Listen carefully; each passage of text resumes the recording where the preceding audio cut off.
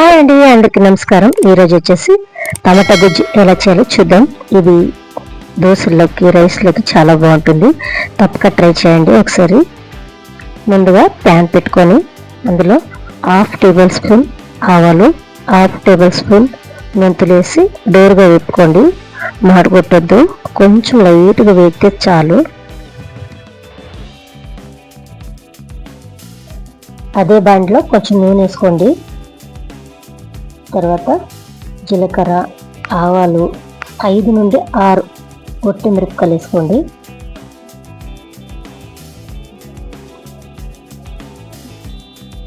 తర్వాత కొంచెం కరివేపాకు. నేను 7 నుంచి 8 టమాటాలు తీసుకున్నాను.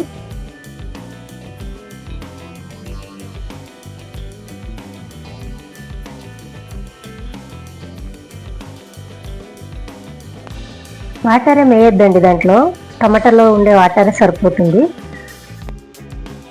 అందులోనే కొంచెం పసుపు, కొంచెం ఉప్పు వేసి ఒక 5 నిమిషాలు మళ్ళీ మూత పెట్టి మగ్గించడండి.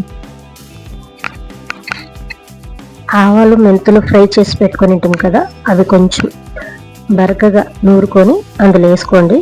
కొంచెం ఆయిల్ పైనకి వచ్చినాక వేసుకుంటే బాగుంటుంది.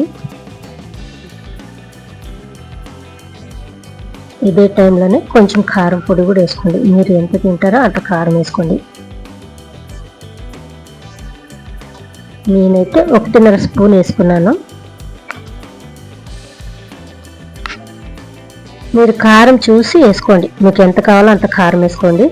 తర్వాత నూనెంతా పైన తేలిన తర్వాత ఒక గిన్నెలో సర్వ్ చేసుకోండి. ఇది చపాతీలో, రైస్లో, దోశల్లో బాగుంటుంది. సింపుల్గా అయిపోయిన టమాటా గుజ్జు రెడీ అండి. ఎవరికైనా నచ్చినట్లయితే లైక్ చేసి సబ్స్క్రైబ్ చేసుకోండి. Please support me. Thank you.